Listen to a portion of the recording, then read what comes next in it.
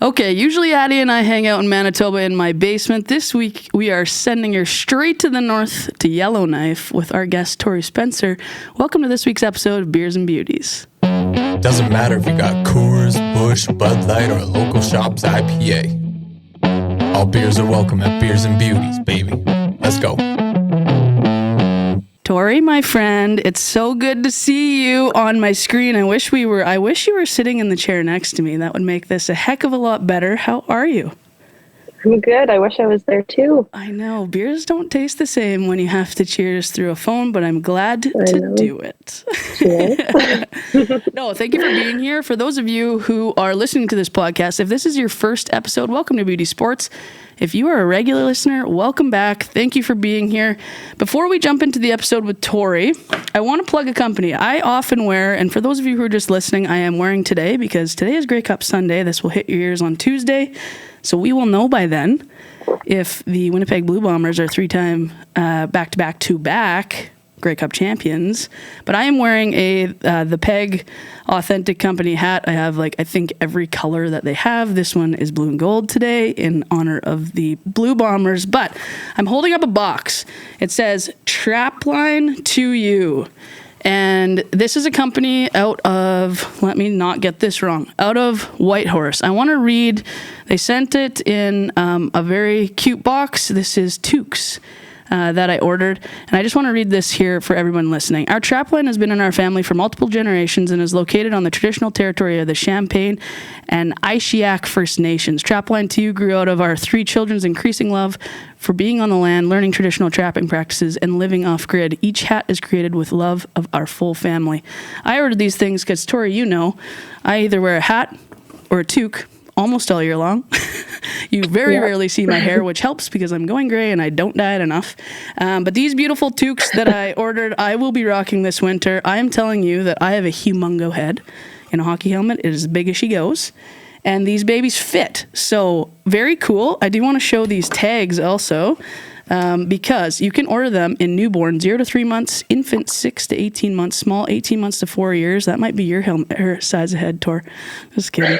Medium 4 years to a small adult, and I ordered the adult large. One of these is with lynx fur. One of them is with wolf fur. They also have Arctic fox, red fox, and coyote fur that they ethically trap themselves. They are learning how to sew. The young boys that I've seen in the photos are learning how to sew with their mom. It is a very cool family venture. The product is fantastic. The shipping was fast and swift. The I don't know what you call that, kind of I guess like a postcard that came with it, had a handwritten note from the owner saying, make sure to rock these palms in Manitoba. So I'm excited to do that. If you want to get a nice warm toque for your head that is, locally made here in Canada, trapline2u.com. I would encourage everybody to do that. And now, Tori, since you are also in the north, I'm going to jump back to you. Tell us, who are you? Who the heck? What's up with Tori Spencer? How do you? Let's start with growing up in Winnipeg, but give me a little snippet of how you ended up in Yellowknife. Yeah, I grew up in Winnipeg from the time I was in grade 3, I think, until I went to university in Edmonton and then came back home.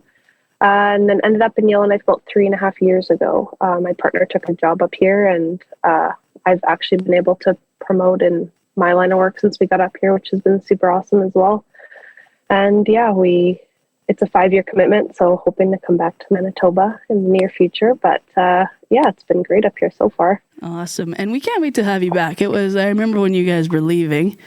And, we had our little going away and it feels like, and that's the nice thing with technology too, and the accessibility to friends wherever you are.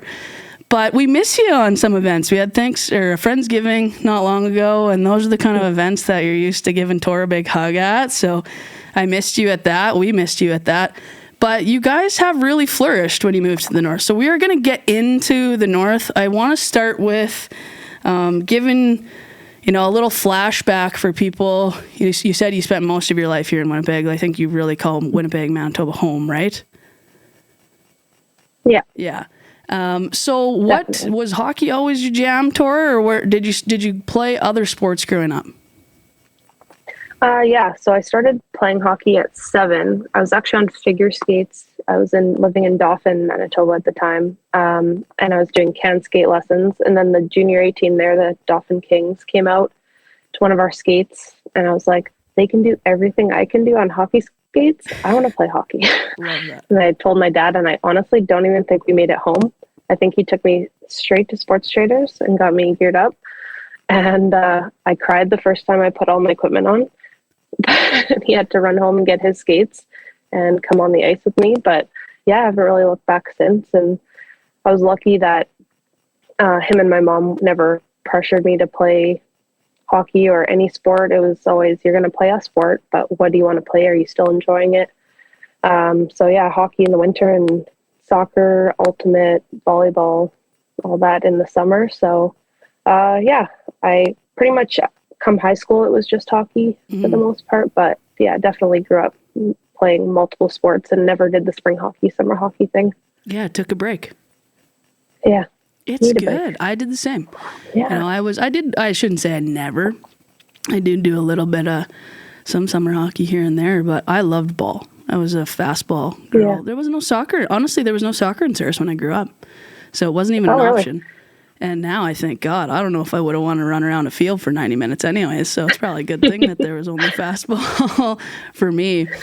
And I think, you know, you touched on your dad and your parents in general. And I think it's such a healthy perspective to have as a parent or any parent listening.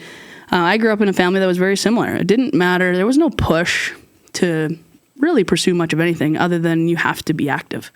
You have to do something, and wherever that love falls for you is okay by us. But your dad and your mom too were pretty influential in your, you know, hockey career growing up, right?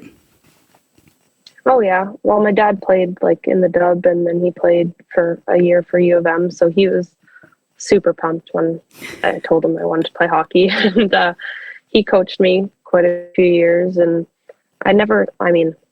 I guess it's just my perspective, but I never thought that it was, he like favored me in any way, or like I thought he was a really good coach to everybody. And it was like really great to have him out there always. And then, yeah, my mom, I don't ever think she missed a game.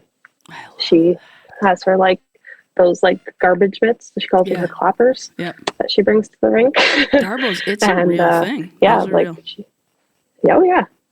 They're huge. They're awesome. And so, yeah, she like never missed a game, and he was always there. They're definitely a huge influence in why I still love the sport, I think, as well. I love that. Okay, so weird connection. And this is the one thing I love about sports. And we're going to talk about this because I have a question about, you know, moving away. It doesn't matter if you move north or where you move. And sports allowing you to be connected to a community pretty quickly because you're just instantly involved. But our lives are intricately involved and like connected in very different ways, right? Ashley, my wife just came downstairs before we hit record today, and Ash coached you back in the day, right? And I'm so sad that I missed getting to sit with your mom and her garbo mitts in the stands to watch the Avros. That's the one. There's not many families I'm like, darn, I missed you, but I did miss you as a Winnipeg Avro. Yeah, well, it was over a decade ago, which is wild. Wild. Because that team was just like introduced or brought to life my last year of U18. So I only got to play 1 year under Ash, which is still one of my favorite years of hockey, but I really wish I'd gotten like the 3-year experience. And I still follow the Avros pretty closely, and it just seems like she's kept such a good like atmosphere and good like team culture there. And yeah, it was a really great year, and I'm glad I got to know her, and now I've gotten to play with you and got to know you. And and then we stumble across each other later in life and kind of put two and two together. The fact that you played for her, and it is wild. And that's one of the things that I love about sports. And we say that in our friend group all the time, is it's incredible to get to be involved even as an adult. And, you know, one thing that your comment of that's over a decade ago, but that puts into perspective. And we've talked a lot about on this podcast about how behind hockey is in a lot of ways in comparison to other sports that we see. And the fact that in your lifetime was the first year of the AAA league here in this province. In your hockey career, you only got 1 year with Ash as an Avro. in that league puts into perspective how far, I would say, behind that hockey has been. And we've seen, you know, the nice thing about that, the positive spin on that is that in the last 10 years, we've seen that growth just continue to skyrocket. And so that's a super positive. I mean, you skipped over from playing AAA and went over to MacEwan, and now we've seen MacEwan enter the CIS. And so we're seeing this evolution of hockey happen faster. But talk just to me behind about me. Yeah, I know. Yeah. I know. But talk to me about the choices that you were making. You know, what was there a draw for you into going to MacEwan, or did you just know that you wanted to pursue hockey somewhere? Was that, you know, was Alberta a draw? Talk to me about that decision. Yeah, so when those university fairs would come to my high school, I would take brochures from every school outside of Manitoba. Like, I was dead set on leaving. I don't know why. I don't know why I had that in my head. But yeah, I went to actually the tournament the Avros are doing in a couple weeks. The Notre Dame tournament is where Lindsay, the coach at MacEwan, saw me. So yeah, I talked to a couple schools that weekend, and then Edmonton was a really big pull because I have family in Edmonton. My dad's mom, my grandma, lives in Edmonton. She's still there. And my aunt. So it was just nice. Like, felt familiar. I could go there on Sundays and do my laundry and have some dinner and visit with family. So it was, it felt right. It was a nice small school. Like, class sizes were small. It had the program that I wanted, criminology. So it all just seemed to fit. And yeah, it was an easy choice. Yeah. That's awesome. And family, it makes it such a, not that, you know, the change is hard regardless whether you have family there or not. Yeah. But it certainly does feel like it softens the blow to have a familiar face close by when you make a shift like that, from your mom and dad cooking you lunch to grocery shopping on your own and cleaning your own room. Yeah, it was, I definitely grew up a lot in those 3 years. Just like, I grew up so lucky. Like, I barely had to do anything around the house or anything. I was so busy. My mom and dad took very good care of me. So it was definitely an eye-opener on what it takes to like run a house and like survive. I remember thinking, I remember one of the first thoughts that I had when I left home was how expensive cheese was. Yes. Like, there was just, oh my gosh. I mean, less maybe cheese for you, but there's some, like, there was some weird ones. And I grew up eating really well, like salmon and things like that. And then you go to university and you're like, oh my God, I can't eat Pasta salmon. again. I'm now Okay, eating cool. canned tuna. Like, I went from salmon fillets to canned tuna because I wasn't spending my hard-earned money in university on the wonderful food I grew up eating. I do think I need to just now, because Ashley's so busy, it's basketball season starting too soon, and she loves coaching both. And so I barely see her this time of year. So I just need to go up to Ian and Cynthia's because they're like not that far away. And they can just treat me like they had you and Kelly at home. Definitely. My mom would be fired up to have somebody there to hang out with, I'm sure.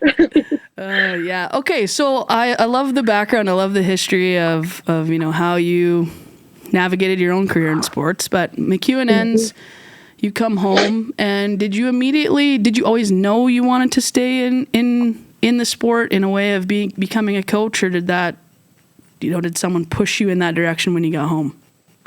No. So, I was, I don't know if lucky enough or self-aware enough that I knew I needed to leave after my third year.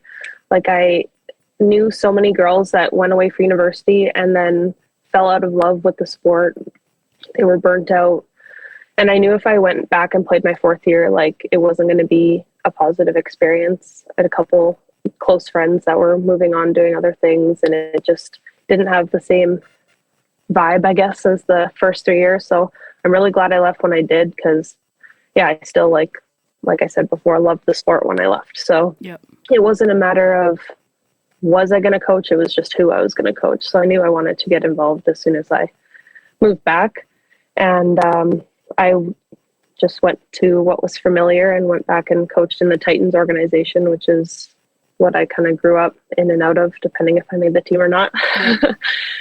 So I coached the U13 Titans for a couple years there, and those girls are now in their first and second year at university. That's how fast time goes. It's just wild. Yeah, like we have Rachel Godfrey's on the Bisons. who else? Martina Barkley's out playing for the Tommies. Carrie Ackles playing for Trinity Western. It's just like so crazy that they're that age, and I'm old. You're not that old. But it does. I feel old. It puts, it does. It puts it in perspective of how fast time goes too. Like it's yeah. Wild. Yeah. Okay. So you got into U13.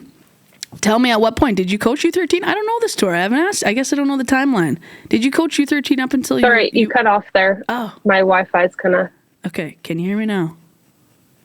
Yeah. Okay. I was saying, did you build me the timeline there? Because I think I missed some of that in my own timeline of you. Did you coach U13 up until you went north? No. So I coached, oh gosh, making me think now. I coached U13 Titans for probably three or 4 years. Yep. And then I also helped out with the Sturgeon Heights high school team for a season. And then when I moved across town to live with our buddy April, it was too far. Like we were practicing at Seven Oaks and Allard and west and north end of the city. I was living like basically in Transcona. So I switched to coach the U11 Saints organization. And that age group is so fun. They are so funny. Those girls, like, they don't know they're funny, but I just think that everything they do is hilarious. And that was funny, right? They're just that was naturally, a really positive and year. their love is so, like, I coached a U13 spring team this year, and they were just turning 13, all those kids. And same thing, and their love of the game is so pure, and I think that's always in the back of my mind, even as I watch Ashley coach or watch you coach. You know, I'm hoping that I'll get out to PEI, and we'll touch on this and into the Canada Games in the spring, but making sure, like you say, that love of the game, knowing when you needed to step away from one stage of that for you to retain the love to continue to give back to it, because I think it's so, you're right, like U11, even those U13 kids, it's like, it's so pure. They just love. They're so happy to be there. Yes, I know. Wild. And they think they take everything you say as like gospel, like, which I think is hilarious as well. But yeah, they're so excited to come to the rink. They're so excited to see their friends. They do like they have little like dance routines and like they have such a good time. And I remember being that age and like the dressing room is like the best part of it. Yeah. Like hockey's just the excuse to get together, you know? And it still is, isn't that? It's still relevant. Hockey's just the excuse that gets us together. Like, yeah. Like every tournament, I know even like Mike's team there that they go do those tournaments. It's just the excuse to get together. Yeah, 100%. We say it all the time. It's just the vehicle. Like sport, it is. It's just the vehicle. That's it. Yeah. I think, don't let me forget this, because I do want to jump up to now, you know, you went up north and you guys are there for that 5-year commitment. I want to come back to the age difference and the love of the game and that passion, and now the team that you're going to take into Canada Games, because I think that's an interesting conversation to have. So let's fast forward. You guys make this commitment. You obviously love Mike because you went up, but I think, you know, I think this also speaks to the family that you had too, and moving around and knowing that it was a short-term commitment. So I think it's very cool. It's something that I'm super proud of you for doing. And I think not enough people would just like jump up and go, and you flourished there. It looks like you've found a really strong community and a really solid group of friends and all of those things. So tell me what that experience was when was there a bit of shock when you moved up there? And then jump me to, I know you played sports yourself, and was that a way or a vehicle for you to start to connect to community when you went north? Yeah. Well, like you said, with me moving around growing up, like my parents, we lived in the north when I was younger, and they have nothing but good things to say about the north. So I was never scared about coming up here for those reasons. And they were in way more remote, smaller communities than where I am right now. So, it was a bit of a shock. Just like we moved up here in May, and by June it's 24-hour sunlight. So we're like, okay, where's the blackout curtains? What time of day is it? What is happening? But, yeah, other than that, like you said, the sports is I don't know how to make friends not through sport. It's true. It's true. You know what I mean? Yes. So moving here in May, obviously it's not hockey season, but so I got really close with a group of people that I work with. But we also played slow pitch together as an office. So that was a really good way to get to know people outside of work and, see them in a different light kind of thing, not as serious as the office would be, especially the line of work that I'm in. So, that was great. And then, come winter, I was able to start playing hockey, and there's a women's league here that's grown crazy big in the last like 3 or 4 years. They used to just have one ice time a week, and whoever would show up just sticks in the middle, and there'd be enough for a scrimmage between two teams. And we have bounced between 4 and 5 like full rostered teams the last couple of years. So cool. Being able to come here and play that, and I've met some of my like closest friends now. I really like to have that separation with like work and friends as well. Like, so it's nice to have that like core group of girls that I met through hockey, and like you meet your best friends through hockey, you know? So it is. So it's been really great because, like I said, I don't know as an adult how to meet friends otherwise. So I'm so glad I play sports. I know. I 100% feel that. I look around. And it's like you guys, you and our group of friends, hockey. My other Ashley and I say, closest core friends here in the city, hockey. And then I've got a group of girlfriends back home that I grew up with, and obviously I grew up with them, so that's the only non-hockey. I've still got my university buddies that's hockey. And it's when you look around, and whether or not, I've also worked in sales and agriculture for a long time, and I've been to lots of small towns across Western Canada, and I can, in a matter of minutes, usually connect through a sport to the person if you ask enough questions. It's not hard to do.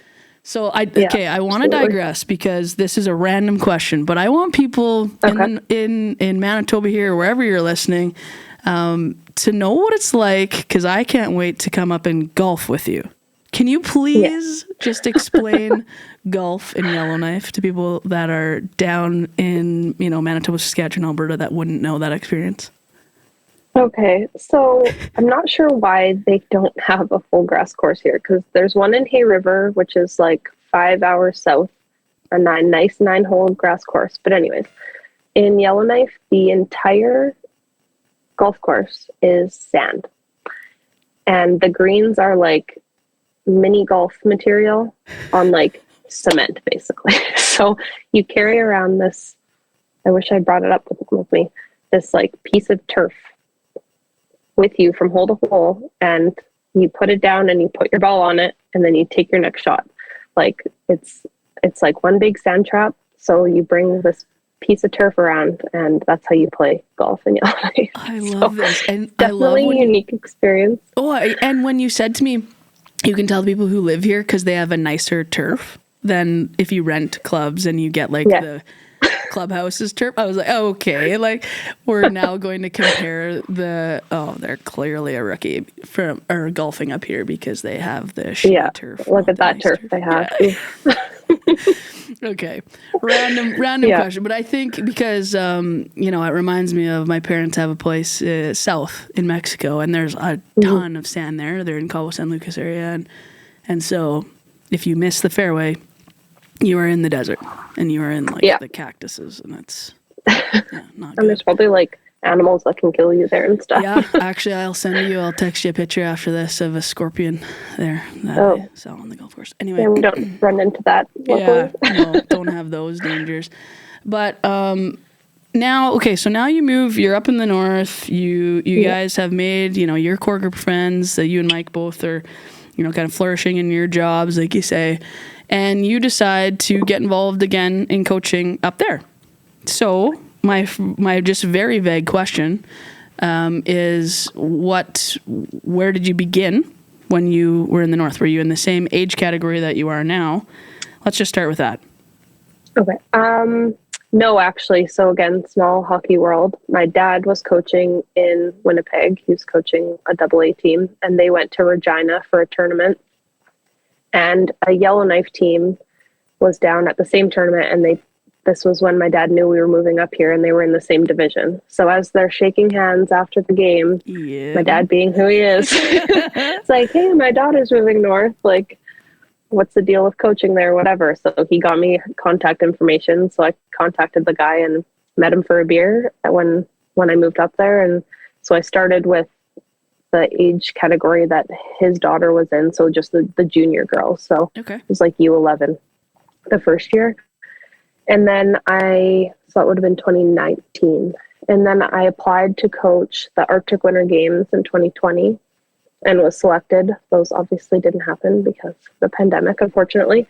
But that age group of girls was older, and the girl who was head coaching Arctic Winter Games, Kaylee Grant, she coached the senior girls. So I was like, well, if I'm going to hopefully get to coach these girls in the future, I should maybe make the jump up to senior. So the last 3 years I've been with the senior group, which anywhere down south would be a U18 team. But here it's a U13, U15, and U18 ice time. Yeah, so that's good clarity, because that leads into my next kind of series of questions of the first differences or, challenges that you notice as a coach. And that's a huge one. I remember, so this is flashback to when I started playing hockey. So when I started, there was no girls program in Souris. I played boys hockey in Souris, and I would travel to other communities that had girls programming. So I would go to Holland, Manitoba. I played 2 years in Holland, 2 years in Deloraine, a year in Brannan, and then we started to have, in the midst of that, we started to have girls programs starting in Souris. And back then, I think I was 11 or maybe 12. And the only way for us to field a team was if we played in the now known as U18 category. So we had, from basically 10, 11 years old up into 18. And I remember we traveled into Saskatchewan, and we played a regional, they were called Prairie Fire at the time. We played this regional Prairie Fire team. I think I've told this story on the podcast before. We lost 43-0. Yeah. Wow. Like a football score. Yeah. And it was bad. It was really, really, really, really bad. And then the second time we had to play them that year, we lost 26-2. And you would have thought we won the Stanley Cup. That's an improvement. Right? Yeah. And so I definitely then at that point, I was, because I had the most experience, I was a leader on our team at 12. Even though we had 18-year-olds, because I had been playing boys hockey and girls hockey in other communities as we kind of were developing hockey in Souris. So that very much sounds similar to some of your experiences that you've had in the north. So can you just talk about, if we're saying a U8, you're coaching senior, let's not use our terms down here, you're coaching senior up there. How many kids is that? Is that just one team? And is it a Yellowknife team or is it a regional team? Yeah, so it's a Yellowknife team. We have actually 26 rostered this year, I think, which is awesome. Yeah. Great. Yeah. So, Kaylee Grant, who I mentioned before, has basically like rebuilt the female program here over the last couple of years. I think she said a few years back she'd have 3 or 4 girls out for practice, and we have, like I said, 26 now. So, that's U13. U15, U18, and we play at a U15 loop here. So depending on which combination of girls show up, it really varies on how the game goes. Because we have girls that they just want to come out once a week and be active and be with their friends, and they have other sports that they're more interested in. And then we have girls that I think will want to pursue hockey at a higher level. And between that skill discrepancy and the age gap, it's definitely a challenge, especially creating practices. So what we've kind of been doing, we're lucky to have a few girls who graduated within the last few years that are back in Yellowknife that are helping out as well. We basically run 2 practices in one. So they'll be doing the same drill, but we have the younger group doing it out of this corner and the older group doing it out of this corner. So you're against girls. You're still getting challenged, but you're also not getting discouraged. So it's a tough balance, but I think we're getting the hang of it. Well, But, I think yeah. and it kind of reminds me, I don't know if you had growing up, but I grew up in split classes, 6, 7 split, 4, 5 splits, whatever. It's kind of the same thing. Yeah. Similar, just in sports, and we don't see it in sports. That's the difference, right? Yeah. You see, and Yeah. here's the funny thing is that you see that in little kid sports, like 4, 5, 6, 7-year-olds, where like my little nephew, or Ashley and I's, our little nephew is 5. He's his first year playing hockey, and they're 5, 6, 7. And that's what they do. They've got 5 coaches on the ice. There's maybe like 12, 13 kids on the ice. I don't know. But they station them out similarly to what you're doing so that you're not discouraging. You're competing against like kids. And you are still being able to run a cohesive practice with different age and different skill. I think that's what an incredible growth as a coach to have to adapt and coach that way. Yeah, it's been a huge learning curve. I bet. For sure. Yeah. And I'm taking my high performance coaching right now to be able to coach in PEI there. Yeah. And I was evaluated 2 weeks ago for my practice and game. So I was super nervous and trying to make sure everything's going smoothly and whatever. And the guys that came up from Hockey Alberta, like they've been up a few times, so they know what we're working with. Whenever they were super great about like being realistic on this isn't going to be a AAA high performance like looking practice. Yeah.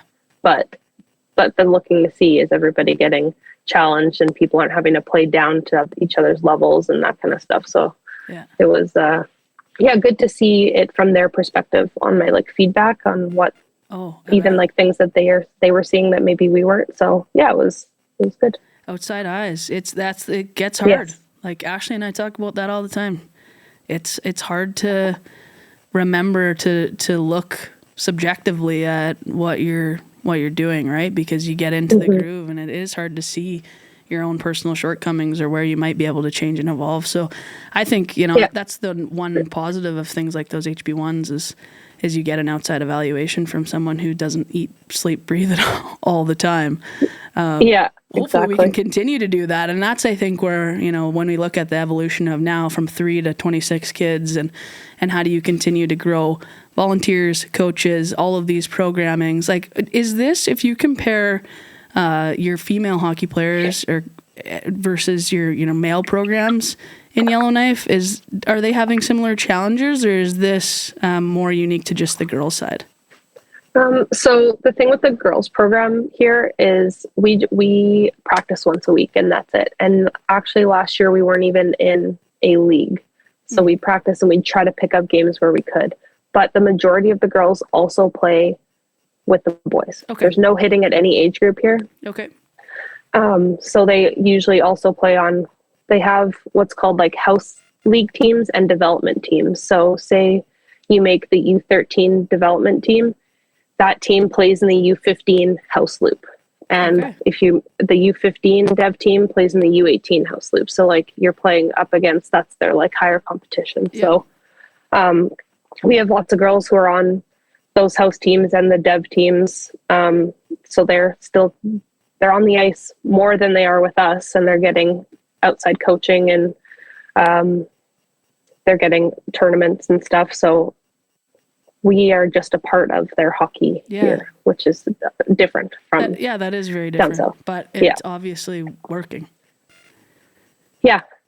And there's obviously plans that are in place to continue to grow that number. And then, and it's really nice being able to have a team, like an all female team this year. Yeah. Like that's huge because then we're working on all these things in practice. And last year it's like, is it working? I don't know, because we're not really getting to play games. And it's nice to see this year the development and we worked on that in practice and look, now they're doing it in the game. So that's been made coaching a lot more enjoyable this year as well, which is good. No doubt. Yeah. And I think we forget too, like and not like I say, I played boys hockey too, but there is as a young woman, like there is value to having that all-female social circle and the security of being able to try and fail in an environment that's maybe perceived as, or it would be easier to do so than sometimes with your male counterparts, right? So I think there's we tend to understate the value of that. Moving into Canada Games, because I do want to spend a little bit of time here. So you have the opportunity, like you say, you're doing your HP1, and that plan is to go to PEI at the end of February, early March of 2023 for the Canada Games, coaching the Northwest Territories team. So talk to me about your personal process in getting that coaching position with that team first, and then I want to talk about the team in general and some of your lead up towards Canada Games and some of the challenges that you guys might face up in the north that we might not see here as a challenge in Manitoba. Yeah.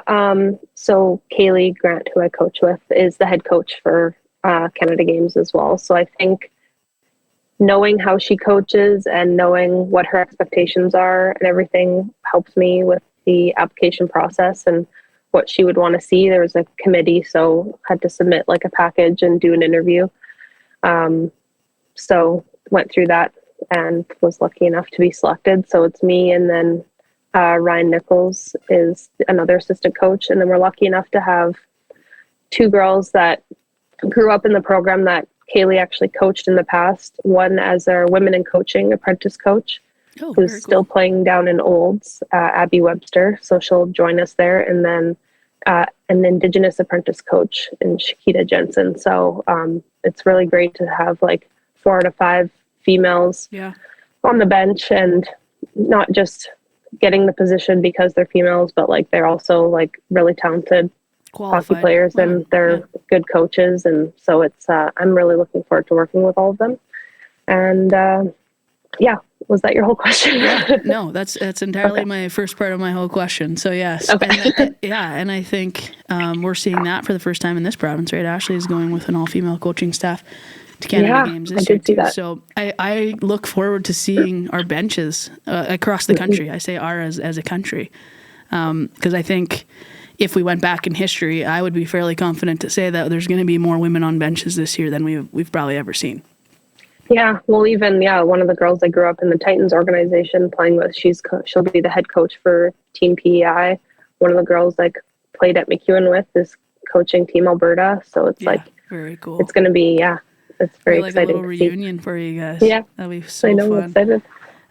So talk to me. I know I said don't let me forget. So for everybody listening, the U18 program, like in our province here in Manitoba, you have to be deemed an exceptional bantam, like an exceptional U15 player to even have an opportunity to go to some of these things at this level. So Ashley and our provincial team here in Manitoba, they're all 15, 16, 17-year-olds, some of them maybe 18 by the time they get to Canada Games. Talk to me about the makeup of Team Northwest Territories for the 23 Canada Games. Yeah, so I remember trying out for Team Manitoba and there being 100 plus girls try out, and I never even made top 40. Like, it was a completely super competitive process. We had 36 from the territory register to try out and 28 show up. Wow. So not a huge selection, but that number is actually the biggest that they've had try out. And we actually had 4 goalies, which was a first. Wow. Okay. Yeah. And 2 girls from a community, Fort Providence, who had never sent girls to tryouts before. So cool. It's growing. It's very exciting to see. But those numbers were shocking to me coming in from Manitoba. So we have 5 2010s. So they will be 12, maybe 13, depending on their birthday at the games. A few U15s and then a few U18s. So it will be a great learning experience for them. I think our goal is just to go there and be really tough to play against. Like, we're just going to just work your butt off and be like, you know what, that team was really hard to play against. Like, we had to work for everything. We had to earn everything. So I think that's got to be our goal for this year. And what's cool about that younger age group is they are young enough that they will get to play together at Canada Games again in 2027. Which is that does unheard of. Doesn't happen anywhere else. Yeah. Yeah. So it'll be super cool to see their growth and development between now and then, especially with the every 2 years they have the Arctic Winter Games as well that they send a hockey team to. So they'll get to play. This year they're doing Arctics, and then 2024 and 2026 leading into the 2027 Canada Games. So they'll have a lot of opportunities to play at high level competitions together, which is exciting to see. But yeah, for our group this year, young. So is your, like, the 28 that showed up, is that largely the same kids that you see on a regular basis out at Yellowknife, or did you have kids coming in from other communities? A bit of both. Hay River is a fairly big community about 5 hours south of Yellowknife. We have probably 6 or so from Hay River on the team, and a couple from Inuvik, which is like super far north. They're like 2 hours from the Arctic Ocean. So we have a couple girls from Inuvik also on the team. So it is, and a couple from Fort Smith as well. So we do have a mix. It is, a lot of it is from Yellowknife because we're lucky to have the resources and the facilities and the volunteers and everything to make hockey and stuff work.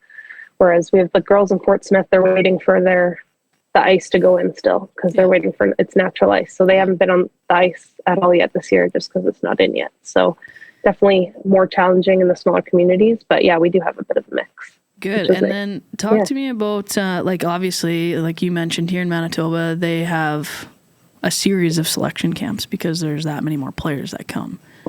Yeah. Talk to me about that process, though, for you guys. Obviously, you wouldn't need you don't need 3 separate weekends with 28 kids, but what's your lead up? Do you have touch points with them? When was your team selected? Let's start with that. When was your team selected? And then do you have touch points leading up to February before you head to PEI?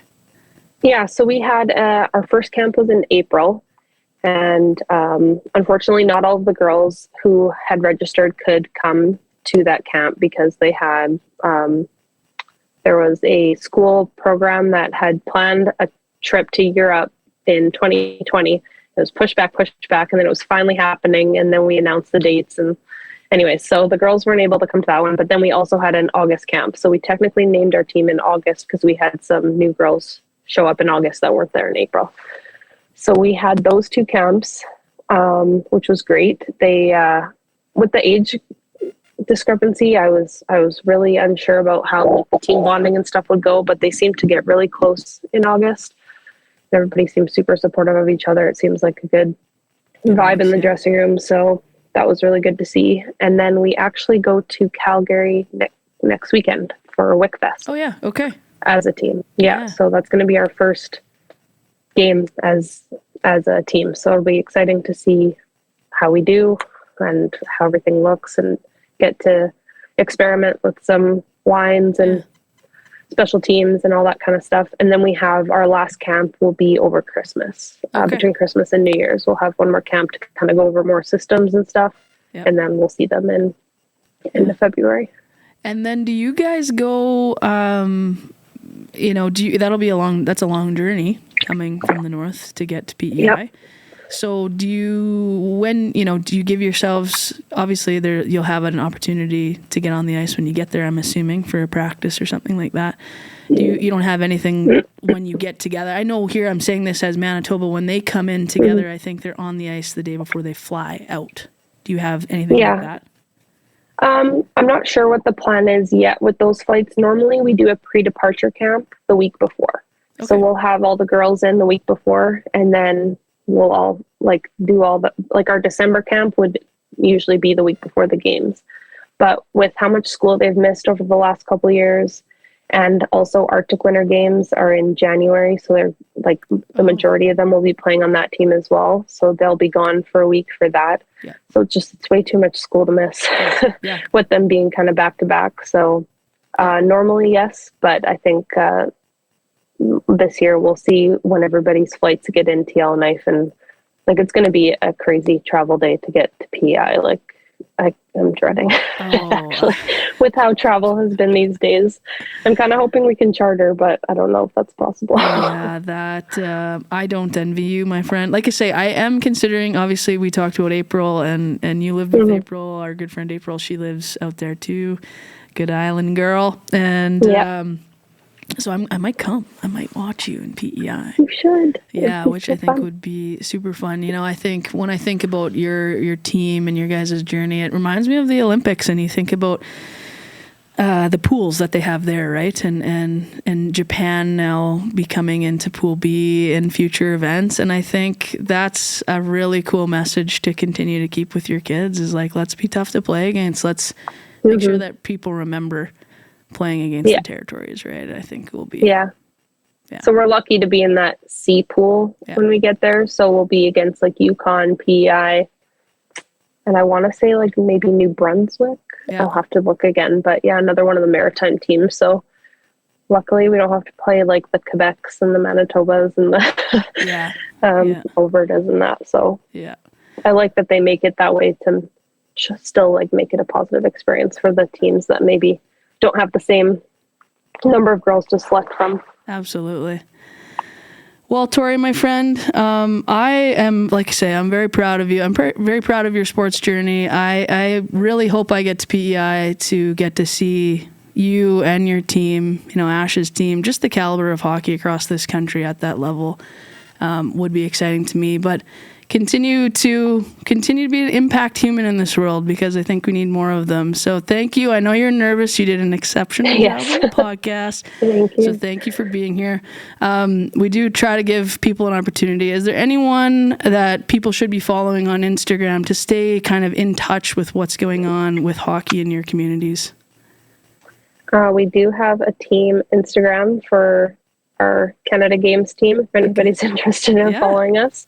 It's NWT_WHKY_2023. So amazing. That's where all of the updates will be on our little team. All right. Well, we will be following along. For those of you listening, if this is your first episode here, thank you for being here. If you are a regular listener, we appreciate you coming back. The best way to find Beauty Sports is to follow us on Instagram. That's where we are the most active.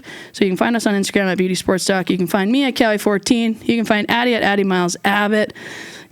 Tora. People can find you if they look for you hard enough. The best way to share this podcast is to leave a rating and review on Apple Tunes, Spotify, iTunes. What is it? iTunes? I don't know. Apple Podcasts, Spotify, or wherever the heck you find your podcasts. Once again, Tori, thank you for being here. Thank you for joining us for another episode of Beauty Sports. We will see you on the next one. Thanks, Tor. Thanks for having me.